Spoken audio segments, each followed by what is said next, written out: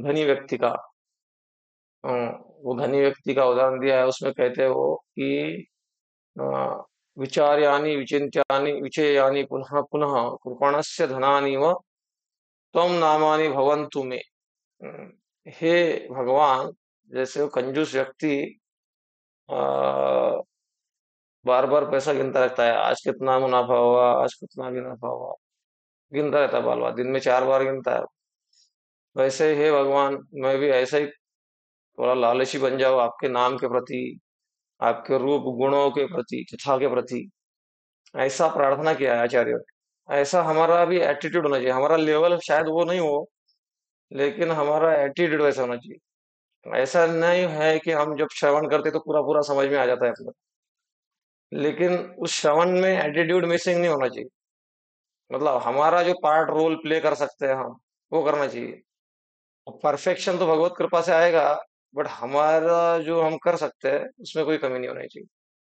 तो ये तब जाके मृत्यु भी महोत्सव हो जाती है, मृत्यु का भी डर नहीं लगता। आज रामानुजाचार्य का तिरुभाव द्यून है, तो रामानुजाचार्य जो है ऐसा जीवन जिए तो मर के भी वो जिंदा रह गए।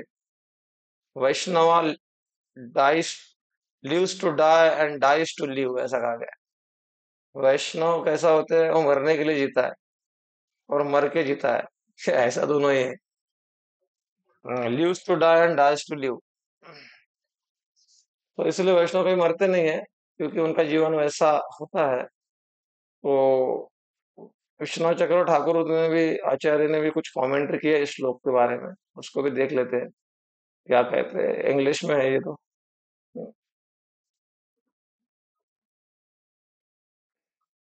इसमें कहते हैं, ओ ब्राह्मणा,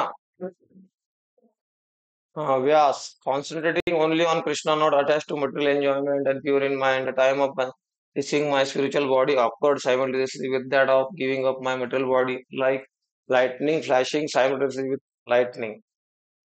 तो commentary में कहते हैं, at the time of dissolving my subtle and gross body, the time kala that I was waiting for expectantly for a long time made its appearance, and that is the meaning. It is like saying the time when the king went was the time he arrived. It is said that the intelligence, even when identified with the Lord completely being non-different, still has the ability to make distinction. But this case was different. Intelligence could not make a distinction. Suddenly, the two times disappearance of material body and attainment of the spiritual body simultaneously made their appearance, connected closely like subject and predicate. As example is given, it is like the simultaneously lightning with another flash of lighting, just as the sometime lightning appears same time as another flash of lightning. Similarly, at the exact time of giving up my material body, the time of receiving my spiritual body as an associate also occurred. तो ये commentary है, इसको सार रूप में बताया जाए तो इसमें वो कह रहे हैं कि उन्होंने भौतिक शरीर अपना छोड़ा, भौतिक शरीर छोड़ा, तो भौतिक शरीर छोड़ा तो उनको आध्यात्मिक शरीर मिलने के लिए ज्यादा टाइम नहीं लगा, ऐसा वो कमेंट्री में बता रहे हैं। क्योंकि जस्ट लाइक जैसे बिजली कड़कती है तो दूसरी बिजली तुरंत कड़क जाती है ना, आकाश में। ज्यादा टाइम नहीं रहता गैप उसमें। वैसे ही इनका जीवन परफेक्ट हो चुका था, और इन्होंने जैसे ही वो शरीर छोड़ा तो इनको तुरंत दिव्य शरीर, नारद मुनि का शरीर प्राप्त हो गया, ऐसा उनका कहना है। तो हम आगे बढ़ते हैं अभी अपने इसमें, तो अगले श्लोक में।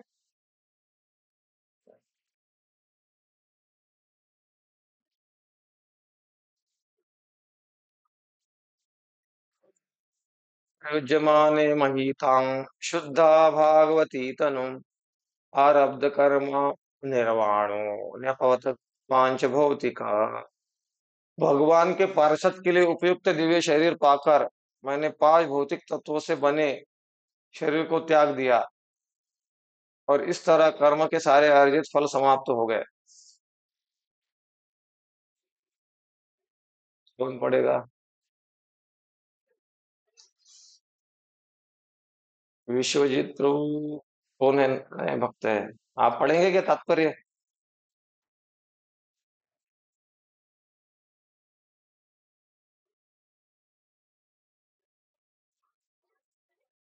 शायद आप म्यूट करके अनम्यूट करके पढ़ना। ये पहले अनम्यूट करना पड़ता है, फिर पढ़ना। जो वॉइस बटन है ना, उसको अनम्यूट करना जी जी। पड़ता हरे कृष्ण है। हाँ, प्रभु। भगवान अभी ने यह पढ़िए। बता दिया कि नारद नारद को भगवान की संगति करने के लिए उपयुक्त दिव्य शरीर प्रदान किया जाएगा। अतः नारद ने ज्यों ही भौतिक शरीर त्यागा, उन्हें आध्यात्मिक शरीर प्राप्त हो गया। यह दिव्य शरीर भौतिक आसक्ति से मुक्त और तीन प्रधान दिव्य गुणों से युक्त होता है। ये है शाश्वतता, शाश्वतता, भौतिक गुणों से मुक्ति तथा सकाम कर्मों के फल से मुक्ति। भौतिक शरीर इन तीनों गुणों के अभाव से निरंतर पीड़ित रहता है, किंतु जो ही कोई भक्त भगवान की भगवान की सेवा में तत्पर रहता है, तो ही उसका शरीर दिव्य गुणों से अभियुक्त हो जाता है। यह लोहे पर परसमणि की तरह चुंबकीय प्रभाव डालता है। दिव्य भक्तिमय सेवा का प्रभाव भी उसी तरह होता है। फलता फलता शरीर परिवर्तन का अर्थ है शुद्ध भक्ति पर भौतिक प्रकृति के तीनों गुणों की प्रतिक्रिया को समाप्ति समाप्ति। शास्त्रों में ऐसे अनेक उदाहरण मिलते हैं। ध्रुव महाराज, प्रहलाद महाराज तथा अन्य अनेक भक्त इसी शरीर में भगवान का साक्षात्कार कर सके हैं। अर्थात इसका अर्थ यह हुआ कि भक्त के शरीर का गुण भौतिक से दिव्य में बदल जाता है। प्राथमिक शास्त्रों के आधार पर प्रतिभूत गोस्वामियों का यही अधिमत है।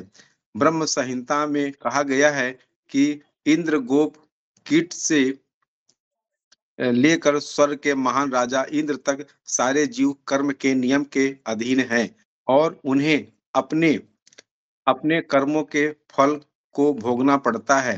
केवल भक्त ही सर्वोपरि सत्ता पुरुषोत्तम भगवान की अलौकिक कृपा से इन कर्म बंधनों से मुक्त है। हरे हम्म। कृष्ण। हरे कृष्णा। तो कुछ एक आप अपना मत दो शब्दों में व्यक्त करना चाहेंगे जो आपने पढ़ा, इसके बारे में क्या समझ में आया आपको? प्रभु जी, ये जो हमारा जो भौतिक शरीर है, इस भौतिक शरीर में कष्ट कहते काफी ज्यादा रहता है, क्योंकि ये इस शरीर के अंदर हमारे तमोगुण रजोगुण सतोगुण सभी मिक्स रहते हैं। तो इस हाँ, शरीर को जब हम बाहर निकलते हैं, तो हम जो दिव्य शरीर जो प्राप्त भक्तों के द्वारा, जो भक्त लोग होते हैं वो दिव्य शरीर की ओर प्रवृत्ति कर आगे बढ़ते हैं आगे। तो उनको अनेक हाँ, प्रकार के कष्ट नहीं भोगने पड़ते हैं उनको। हाँ। तो पहला शुरुआत आपने एकदम सही बताया। दूसरा भी सही है, बट इस बाहरी रूप से कष्ट भोगते हुए भक्तों को भी देखा गया है। ये आंतरिक पीड़ा का जो भाग रहता है ना, एक इंग्लिश में कहावत है, miseries are inevitable, suffering is optional. मतलब दुख जो है हर व्यक्ति को जीवन में आते हैं, लेकिन उस दुखों से दुखी होना कि नहीं, ये हर व्यक्ति का चॉइस रहता है। और वो आध्यात्मिक हमने उन्नति कितनी की है, उस आधार पर निर्धारित किया जाता है। उन्नति का मतलब यही यहाँ पर दिव्य, क्योंकि यहाँ पर क्या बताया है, यह दिव्य शरीर भौतिक आसक्ति से मुक्त और तीन प्रधान दिव्य गुणों से युक्त होता है। तो जो दिव्य गुण, तीन प्रधान गुण क्या है बताया गया यहाँ पर? तीन दिव्य दिव्य देह में तीन दिव्य गुण होते हैं। वो एक है शाश्वत रहता है दिव्य देह, भौतिक गुणों से मुक्त रहता है, जैसे रजोगुण तमोगुण सत्वगुण से मुक्त रहता है, और सकाम कर्मों में आसक्त न रहता है। लेकिन इस भौतिक शरीर में ये देखा गया है कि ये इतना टिकाते, इसको काजू बादाम जब ये जो है, या फिर फल है, फल खिलाना, ये सब करते हैं हम, व्यायाम करते हैं, फिर भी ये टिकता नहीं। एजिंग प्रोसेस उसका चलते रहता है, वो बूढ़ा होता जाता है शरीर, और रहता शाश्वत रूप से शरीर रहता नहीं है। और भौतिक गुण जो है, इसमें कितना भी अच्छा व्यक्ति हो, कभी ना कभी उसको गुस्सा आ ही जाता है, कुछ ना कुछ वो चलता है उसका। तो ये गुणों का भी प्रभाव देखा गया है। और कोई भी कुछ भी करता है, दान भी देता है, तो वो चाहता है कि मेरा नाम अनाउंस किया जाए और मेरे नाम की माला चढ़ी, मुझे कोई माला चढ़ा है। तो ये कर्म फल फल में आसक्ति सारा जो है भौतिक शरीर में ज्यादा देखा जाता है, लेकिन मुक्त शरीर में ये नहीं होता। तो तो ये किसमें फॉर्मूला दिया है प्रभुपाद जी ने कि किंतु जो ही कोई भक्त भगवान की सेवा में तत्पर होता है, तो इस शब्द तत्पर जो शब्द है, इसको हमको समझना होगा कि तत्पर शब्द ये है कि केवल सेवा करना नहीं, तत्पर रहना। जैसे कोई दरवाजे पे कोई असिस्टेंट है किसी का, सैलरी वाला, तो जैसे बेल बजाता तुरंत आ जाता है अंदर। जैसे बड़े बड़े ऑफिसर लोगों के कोई असिस्टेंट रहते हैं, हाँ, अटेंडेंट फटाक से आ जाते हैं तब आते बराबर बेल। तो तत्पर मतलब जैसे भगवान ने बोला कि आज ये सेवा करना है, तुरंत हम प्रकट हो गए। जैसे हम कोई गुलाब जामुन है कुछ है खाने के लिए तत्पर रहते हैं, ऐसे पता चला स्मेल भी आया कि कुछ कुकिंग हो रहा है, आज स्पेशल कुछ बनने वाला है, तो 5 मिनट पहले हम पहुंच जाते हैं, उसको बोलते हैं तत्पर। मतलब पहले ही हम पहुंच गए उधर, तत्पर हो गए। कोई बुलाए या ना बुलाए हम पहले ही पहुंच जाते हैं उधर। हाजिर रहते हैं, ज्यादा लेट क्लास ना हो इसलिए भी प्रयास रहता है हमारा। तो सूक्ष्म रूप में होता है, स्थूल रूप में नहीं होता। वैसे इसको बोलते हैं तत्पर, ऐसे ही सूक्ष्म रूप में सेवा के लिए तत्पर। कि वैष्णव बैठ रहे हैं, अभी वैष्णव बैठने से पहले मैं ही उधर थोड़ा हाजिर हो जाऊं, ताकि वैष्णव की मैं सेवा कर पाऊँ, वैष्णव का सबके लिए मैं, इसको बोलते हैं तत्पर। और ये दूसरा तत्पर होता है कि सब लोग बैठ रहे हैं, बैठने के लिए जगह मिलेगी नहीं, पहले प्लेट लेके बैठ जाओ, तो पहले खा लो, ये खाने वाला तत्पर है। और एक है सेवा वाला तत्पर। तो तत्पर हम किस लिए है, तो उसके आधार पर हमारे गुण चेंज होंगे, कृपा आएगी। तो हम किस लिए तत्पर हो रहे हैं, और कैसा हम जीवन जी रहे हैं। तो जैसे बोयोगे वैसा ही मिलेगा। हम्म, कर्म प्रधान जग कर राखा, जो जस करहि सो फल चाखा। तो अभी क्या होता है कि हम, जैसे गीता में भगवान कहते हैं, यश श्रेयस्यान निश्चितम ब्रूहि तन्मे, मुझे अपना श्रेय बताओ। श्रेय मतलब लॉन्ग टर्म बेनिफिट बोलते हैं उसको, कि लॉन्ग टर्म में मेरा क्या बेनिफिट है। लेकिन हम कलयुगी जीव क्या है, फास्ट फूड में जी रहे हैं, फास्ट फास्ट फास्ट सब फास्ट फास्ट चाहिए अपने को। तो हम फटाफट अपना काम जिसमें बन जाए उसमें राजी हो जाते। लेकिन हम अपने कल्याण के वास्तविक धर्म को जीवन में लाने के लिए जितना हम प्रयासरत रहेंगे, जितना हमारा सैक्रिफाइसिंग मूड रहेगा, उतना भगवत कृपा का अनुभव करेंगे। तो वही सेवा की बात आई है फिर इधर कि किंतु जो ही कोई भक्त भगवान की सेवा में तत्पर होता है, तो ही उसका शरीर दिव्य गुणों से अभिभूत हो जाता है। यह लोहे पर पारस मणि की तरह चुंबकीय प्रभाव डालता है। उदाहरण दिया प्रभुपाद ने, ये उदाहरण भी याद रख सकते हैं कि लोहे पर पारस मणि की तरह चुंबकीय प्रभाव डालता है। थोड़ा सा मुझे भी समझ में नहीं आ रहा है। लोहे को पारस मणि कांटेक्ट में आता है, तो लोहे को सोना बना देता है। चुंबकीय प्रभाव क्या है? लेकिन चुंबकीय प्रभाव इन द सेंस कि जैसे चुंबक, मैं बताता हूँ, पारसमणि शब्द आया है, दो उदाहरण इसमें क्रॉस हो रहे हैं थोड़े। तो लोहे के संपर्क में अगर पारसमणि आता है तो उसको सोना बना देता है। और दूसरा, चुंबक के संपर्क में जब लोहा आता है, तो लोहे में चुंबक के गुण आने लग जाते हैं। वो भी थोड़ा सा, तो दोनों ही उदाहरण फिर बैठते हैं यहाँ पर। वैसे ही क्या होता है, जब हम भगवान की सेवा करने लगते हैं, तो हमारा शरीर जो है धीरे धीरे भौतिकता से, भौतिक तत्वों से अलग होके आध्यात्मिक तत्वों की ओर बढ़ने लगता है, आध्यात्मिक होने लगता है। हम्म, इसीलिए भक्त के ऊपर जो प्रभाव है प्रकृति के, जितना वो ऑनेस्ट डिवोशनल सर्विस करेगा, सही भक्ति करेगा, उतना वो जो है भक्ति का सुख का अनुभव कर पाएगा। जितना वो मिलावट वाला करेगा, उतना उसको रस नहीं आएगा। जैसे आपने खीर बहुत बढ़िया बनाई, उसमें थोड़ा रेती के थोड़े, एक मुट्ठी या थोड़ा सा ही डाल दिया, कुछ ग्राम रेती के दाने, जब खाओगे तो आपको मीठा लगेगा, बीच बीच में मजाक खिड़खिड़ा हो जाएगा। ये क्या है, ये रेती के दाने क्यों आ रहे हैं इसमें। आ, तो इसी प्रकार से शुद्ध भक्ति जब होती है, तो फिर वो सुखमय अनुभव होता है। तो शास्त्रों में उदाहरण है, ऐसे बोल रहे हैं प्रभुपाद जी, उदाहरण दिए हैं, ध्रुव महाराज, प्रहलाद महाराज, और अन्य भी उदाहरण दिए हैं। तो ये सारे उदाहरण, ब्रह्म संहिता, तो ये सारे उदाहरण हैं। ये जो उनके शरीर भौतिक थे, लेकिन जब वो भक्ति में लगे, तो फिर वो दिव्य शरीर बन गए उनके, और फिर वो शुद्ध भक्त बन के भगवत धाम गए। तो लास्ट में प्रभुपाद जी ने कोट किया है ब्रह्म संहिता को, यस्विन्द्रगोपमतवेन्द्र महोस्वकर्म बन्धानुरूप फलभाजन मातमोति कर्माणि निर्दहति किन्तु च भक्तिभाजा गोविंदमादिपुरुषं तमहं भजामि। तो यहाँ पर कहा गया कीड़े से लेकर इंद्र तक सब कर्मों के बंधन में है, सबको कर्म के फल भोगना है। लेकिन कर्माणि निर्दहति किंतु च भक्ति भाजा, जब हम भक्ति करते हैं और तो हमारे कर्म भस्म हो जाते हैं। लेकिन भक्ति करने से कर्म भस्म हो जाते हैं, इसलिए हम भक्ति नहीं कर रहे हैं, भगवान की प्रसन्नता के लिए कर रहे हैं। ये साइड इफेक्ट है उस, ये उद्देश्य नहीं है। कर्म जला के भस्म कर देना, पाप से रहित हो जाना, वो भी भावना है, ठीक है, बट दैट इज नॉट भक्ति का मूड, वो नहीं है। भक्ति का मूड है कि हरि प्रसन्नता के लिए। हम्म,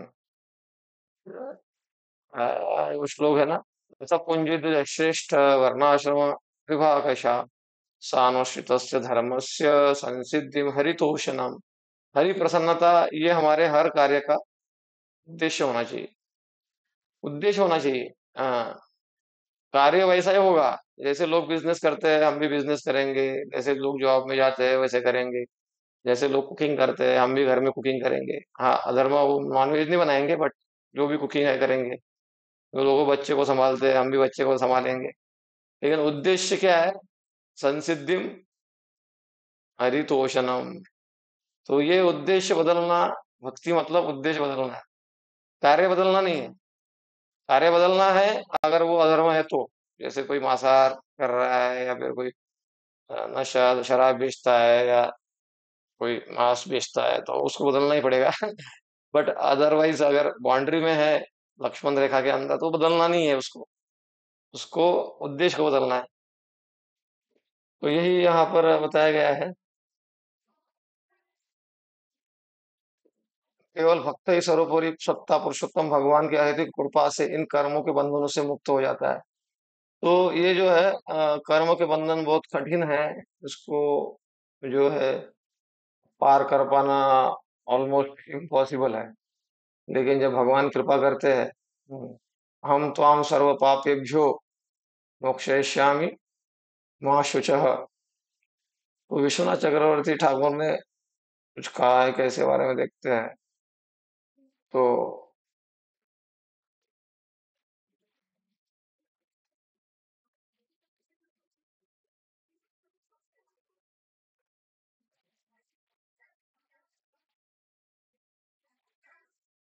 आगे श्लोक में कहा गया है, कमेंट्री में, लॉर्ड इज प्रीवियसली प्रॉमिस हित्वा वद्यम इमम लोकम गंतमज जानत असि, giving up this low body you will be become my associate at the time of being made to accept body which was Shuddha Sattva, because it was not a material body and because it belongs to the Lord, may my material body Pancha Bhautik fail away. Giving up my material body and attaining a spiritual body were simultaneous. Like the expression, I am waking while the cows are being milked. I am walking.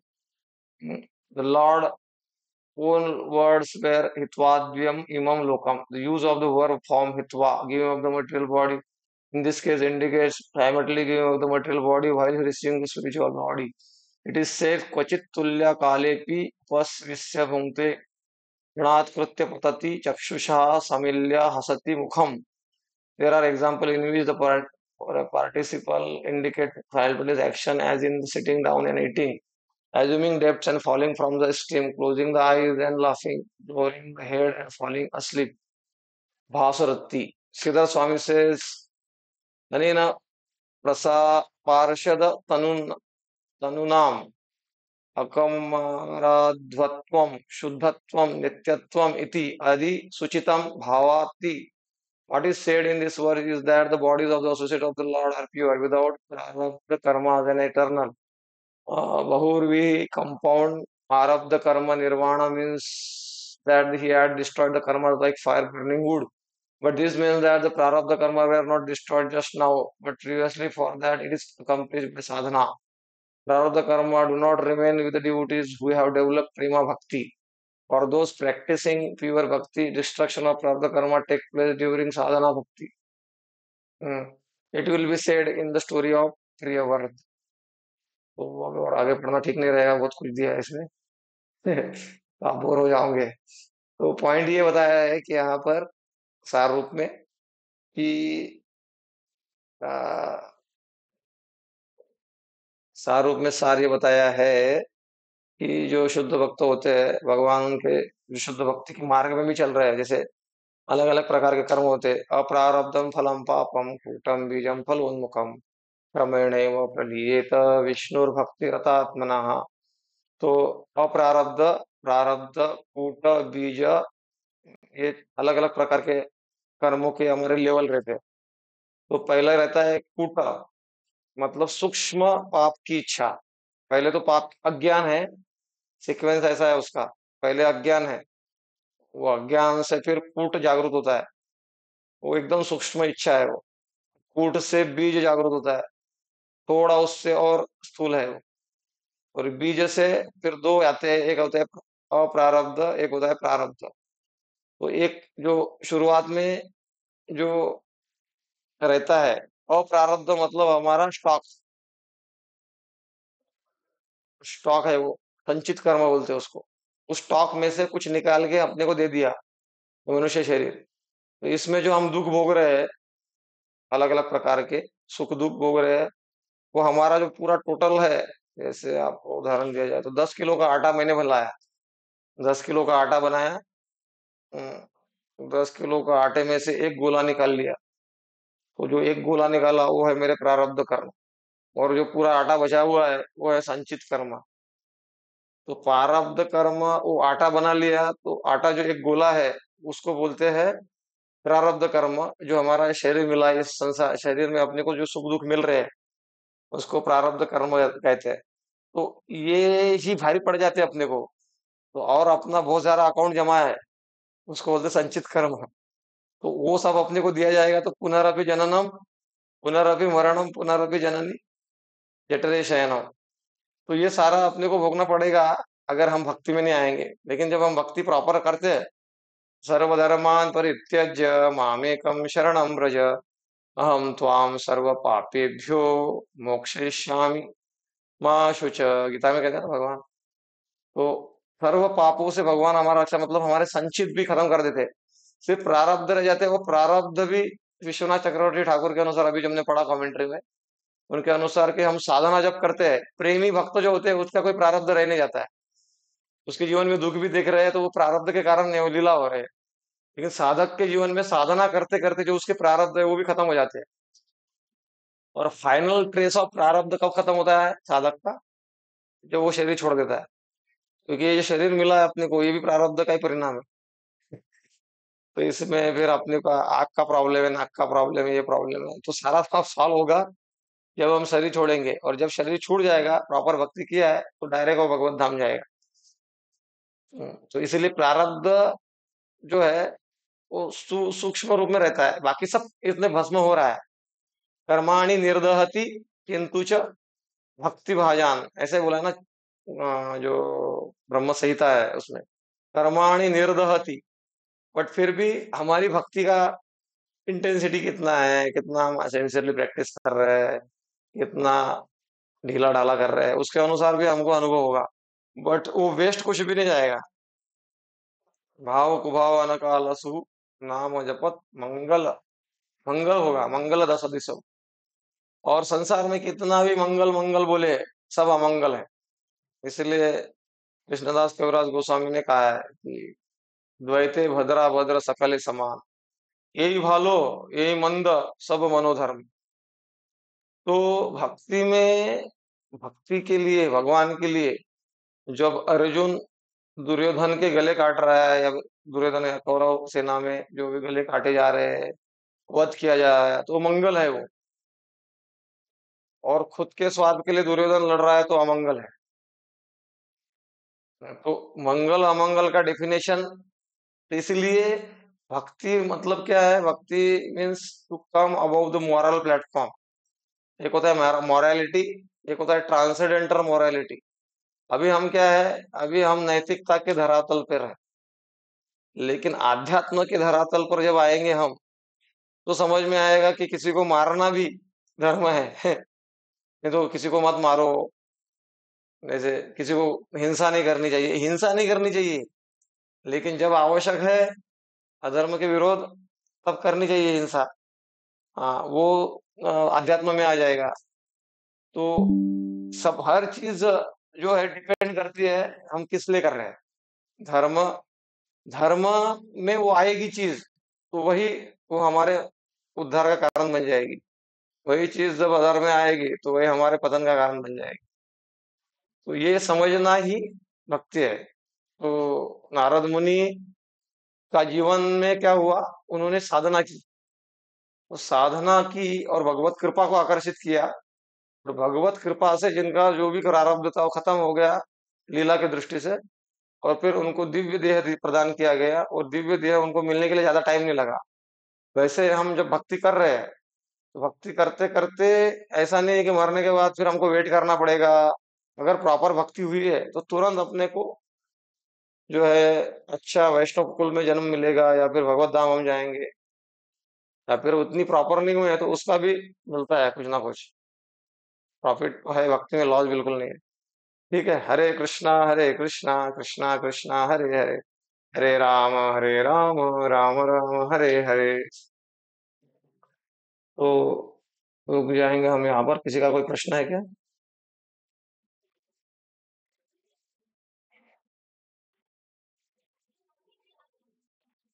ठीक है,